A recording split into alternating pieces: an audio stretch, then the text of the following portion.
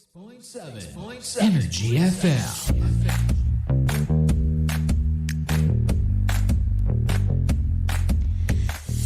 Same, pero iba. Hello, welcome back. You're still with me, Gandang Kara, nag-iisang chicks ng radyo. Yeah. Hello po sa inyong lahat. Ala, kumalat yung ano ko sa mata. Yung aking mascara. Kumalat na nga siya, yung totoo. Ayan, may salamin ako dito sa harapan. Anyways, live na nga po tayo ngayon sa Facebook. Kaya naman, please paki-like and share naman po. Like and share this live video. Medyo nakakalungkot ang ating story ngayong araw na ito. Kasi, alam mo yung feeling na hindi mo kontrolado kung maghihiwalay ba kayo o hindi. Yan, yung ganyang pakiramdam. Kasi diba usually ang nagde-decide ng hiwalayan dalawang tao. Pero ito, wala naman nag-decide sa kanila na maghiwalay sila. It's just that, wow, talagang may mga nangyayari sa buhay natin na unexpected natin. Lalo na kapag yung aksidente na ang pumasok sa buhay natin. Kaya nakakalungkot yan. So anyways, ang daming nalungkot kanina at ang daming nagko-comment na nakakasad naman daw kapag ganon. Pero wala naman tayong choice kundi ang mag-move on kasi that's life. You have to keep going, 'di ba? Sabi nga sa mga quotes, keep going, 'di ba? Move forward, move on.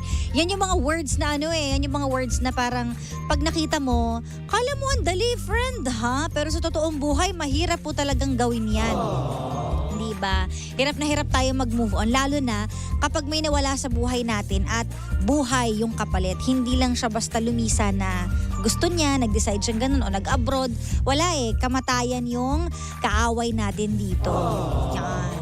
Open na po ang ating messenger. Tawag lang po kayo sa ating Facebook, Energy FM 106.7.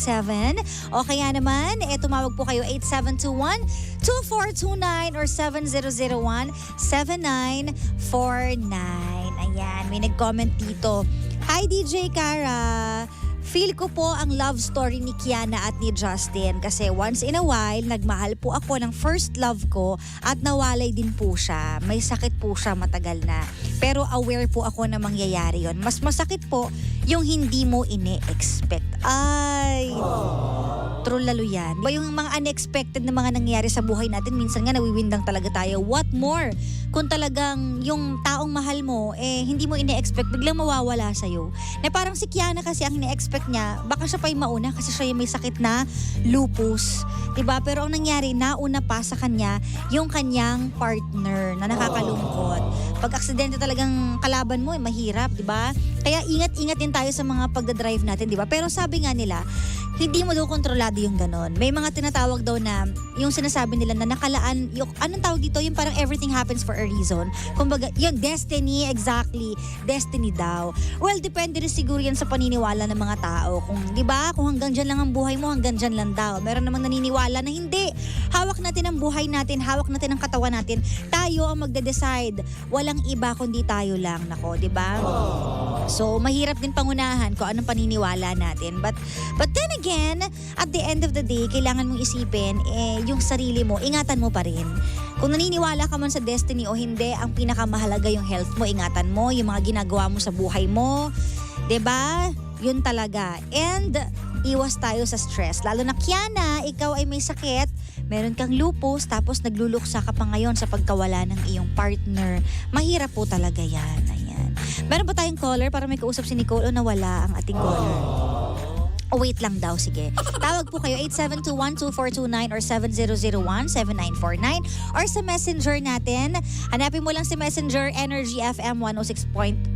Yan ang pinakamadaling paraan para makatawag. Ayan. So, kayo ba naniniwala ba kayo na destiny ang lahat ng bagay? Kumbaga, nakaguhit daw sa palad natin kung ano ang mga mangyayari sa atin. Naniniwala ba kayo sa ganun? Or hawak pa rin talaga natin? Sige, tignan natin ang inyong mga comments kung ano nga ba ang masasabi nyo sa ganyang paniniwala. Yung mga biglaang pangyayari, sabi nila parang naka-schedule. Di ba sa mga pelikula parang, sabi daw ni San Pedro, di ba, kukunin na kita. Yung mga ganang paniniwala. Di ba? Di ba? Tita Cora. Naniniwala ka ba sa ganon? Oo, di ba? Voice over. Naniniwala ka ba doon na nakaukit na sa mga palad natin kung ano yung kapalaran natin? Kaya kahit ano mangyari, yun na daw talaga yung mangyari. Hindi mapipigilan. Oo, nakadestined na bago ka pa ipanganak kung anong kahihinatnan mo. So naniniwala ka doon sa destiny.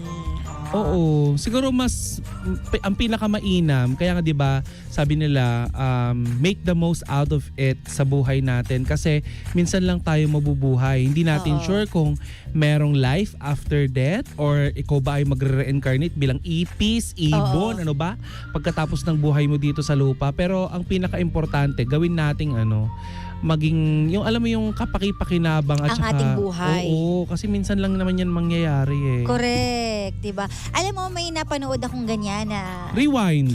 sa bagay. Tsaka hindi meron pa ako napanood na K-drama na namatay siya tapos nag-reincarnate. Tapos ewan ko kung napanood mo na yun. Anong mga title nito? Nakalimutan ko.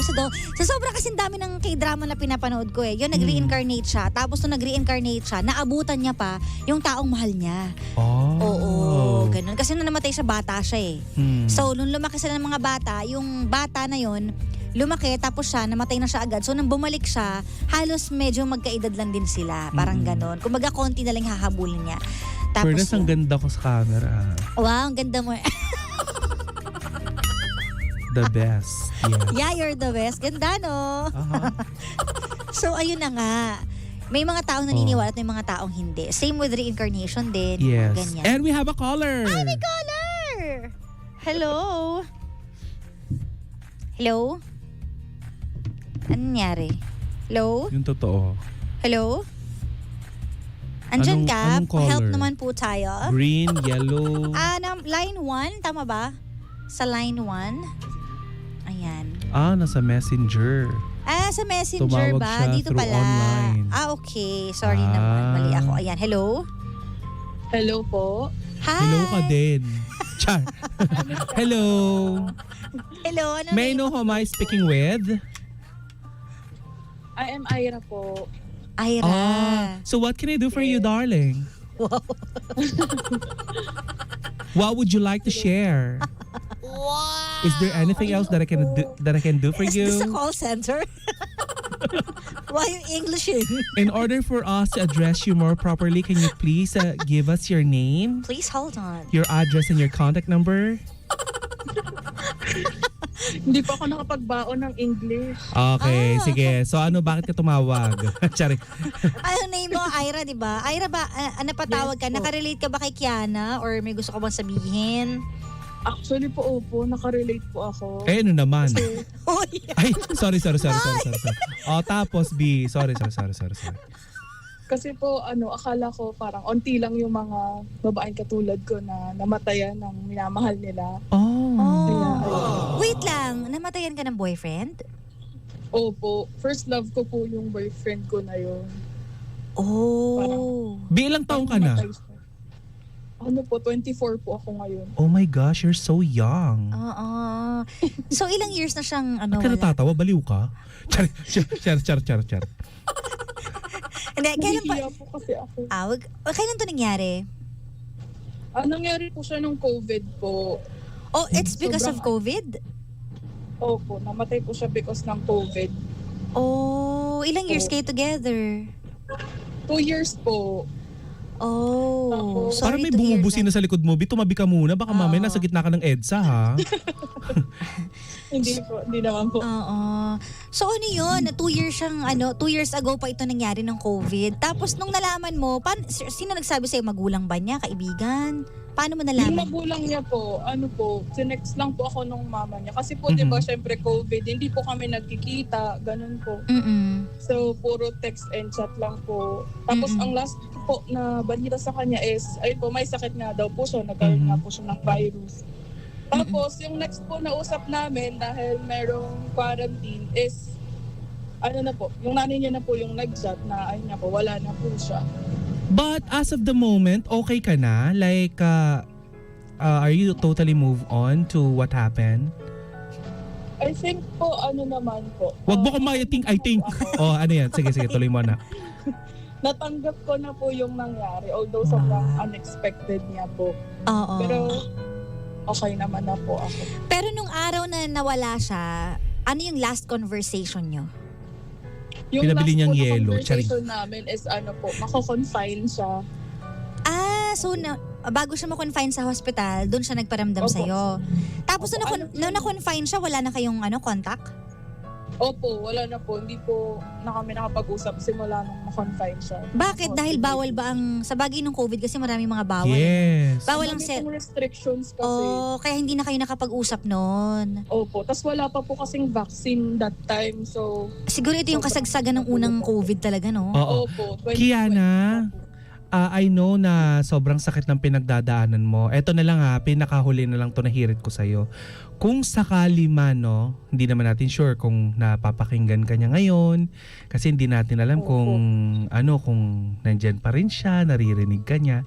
Ano ang pwede mo maging mensahe sa kanya kung naririnig ka man niya ngayon? Kasi I know it can help you para nang sa ganon mas mailabas mo yung nasa dibdib mo kasi for sure may sakit na nararamdaman pa yung puso mo, and kung meron kang gustong sabihin sa kanya na natitirang mensahe mo para sa kanya na hindi mo nasabi nung nabubuhay pa siya or pagpapaalam na pwede mong gawin, ano ito? Kung sa kanya ko na lang po i-add. Yes. Sige. Kung makikinig ka man ngayon, gusto kong malaman mo na kung hindi ikaw yung mamahalin ko habang buhay, hindi na lang ako magmamahal. Kasi hanggang ngayon, hinihintay pa rin kita. Sakit naman nun. Grabe Bakit? naman yung pagmamahal Nawalan mo ka sa din? kanya. Hindi naman. Pero yung pagmamahal na ganun, di ba, ibang klase. Yung kahit na wala na siya pa rin, maghihintay ka pa din. Kahit alam mong wala ka nang hinihintay. May dinidate ka na ba ngayon, Kiana? Ako po wala pa po. Parang hindi ko pa po kaya makipag-date kasi siya pa din po yung nakikita ko. Pero okay naman na po ako dun sa pagkawala niya. Parang hindi ko na siya masyadong dinidate po. And that's totally fine kung ayaw pa makipag-date kasi nga Oo. nasa healing process ka pa rin Totoo. naman. Hindi kasi minamadali yan, gandang Totoo. kare. Tsaka wala makakapagsabi kung kailan Yes. ka ready talaga. Correct. Minsan nga, 'di ba, minsan bigla na lang mararamdaman mo na ay may bagong tao nagmamahal pala sa akin na unexpected mo naman na hindi mo naman pinlano na hindi pa ako ready, pero pag dumating 'yon, wala ka namang magagawa 'di ba? Pero but then again, Ira, sana mahanap mo yung happiness mo. Hindi man sa love life, alam mo, hindi man sa love life, pero sa buhay. 'Di ba, Thank no? you so much po. Maraming form ng love na pwede mong maramdaman. Correct. And maraming pagkakataon. And for sure, napaka-lovable mong tao. Kasi imagine yung boyfriend mo hanggang ngayon hinihintay mo pa rin na sana siya pa rin. Pero yun nga lang, masakit man isipin. Pero syempre, kailangan nating umusa dahil life must go on. Correct. Thank you po. Welcome. 20 pesos lang. Pa-Gcash lang, B. Ira, Charis. ano nagpapasaya sa'yo ngayon? Ano na lang po, yung mga aso ko po. Tsaka May aso ka. work ko. Ilan aso mo? 5 po. Ay, 5 para Oh, sa at Papa least lima lang, Jackson. hindi 200. Elme! Pero at least may mga aso ka, di ba? Opo. Ano yung best memory mo with him? Dun sa boyfriend mo? Ano po? Siya po kasi nagregalo ng first dog ko. Oh. Ayun. So, buhay pa naman po yung aso. Alagaan mo. Oo. Yes po. Siya po ang buhay ko ngayon. Malay mo kayo magkatuluyan ng dog. Charis! Eme! Charot lang ha. Pinapasaya lang Pinapatawa kita. ka lang, oo. Para maibsan ang lungkot. Oo. Sige, Ira, maraming salamat sa pagtawag, ha? Maraming salamat po, DJ Kara. Thank you so much. Thank you po. Ano, kay DJ Carol Uy, kay Tita nagpasalamat? Cora, mag-thank you ka Bien, din. dito ako, B. Wag mo akong binabaliwala, Dorinel. Charing. Eme, love you.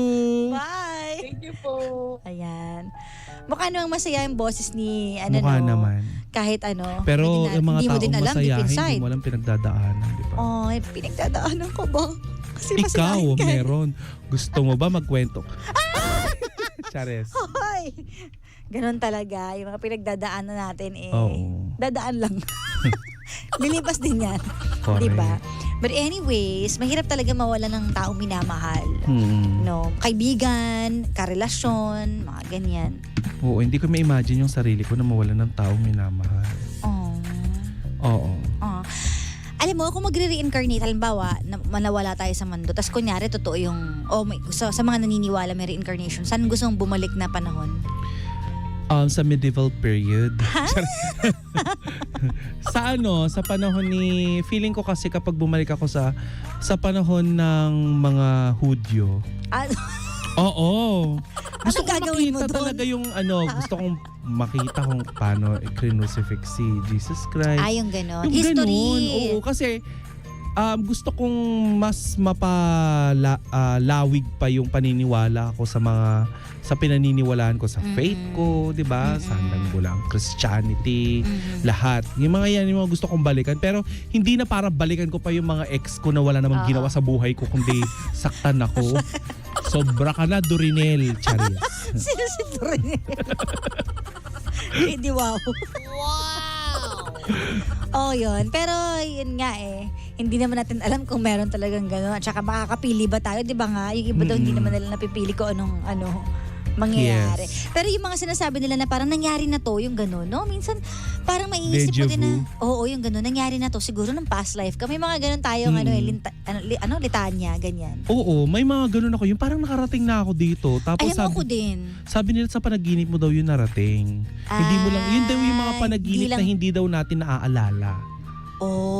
Kaya parang sa totoong buhay, akala natin, ito. Correct. Kaya Oo. para Kasi minsan pinuntahan ako, sabi ko, parang kumain na kami dito, tapos may nagantong nangyari din. Parang gano'n. So anyways, maano talaga ang mundo, ang nakakaloka tabuhay. yung nabundol ka sa kita. Parang namatay ako na dati. Grabe naman yun. Sumatay ka na pala dati. Nakakatakot naman yun. Tapos nangyari na to. Yung nabagok yung ulo ko. Parang nangyari. Ang pangit. Ay nako, anyways, maraming salamat si Takora. Uy, walang ano man. Pumunta ka na sa shooting Oo nga. ng pelikula mo. Abangan nyo yung upcoming movie ko with Viva Films. It's Yeah. entitled Langit-ngit ng Papag. Pokpok ng Martelyo. Anong role mo doon? Martelyo Ikaw yung pinapalo. na namamokpok. Grabe naman. Plok. Ano ba yan? Sinong bida dito? Ako. Ikaw din? Ako. Grabe naman. Langit-ngit ng Papag. Kasali ba dyan si Kapitana Ziza? Yes. Ay, abangan nyo yung role niya. Ano role niya? Siya yung... Siya yung isa pang martelyo. Dalawa kaming grind. Sorry. Grabe naman. Abangan niyo po yan.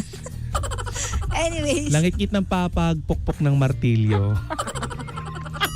Na lang. Alam mo, dinamay ko pang Viva Film. Mamaya, sulatan tayo ng Viva Bali Film. mo totoong itag ka nila. Sino Oo, ba yung... di ba direct Daryl Yap? Parang binaboy ko naman yung credibility ni Direct Daryl Yap. Biri mo, Direct pagkatapos ng Made in Malacanang, langit-ngit ng Papag, pukpok ng martilyo. Kaya Di nga. maganda. Puro ingay sa gabi. Uy! Di ba yung langit-ngit kasi ingay? Yung...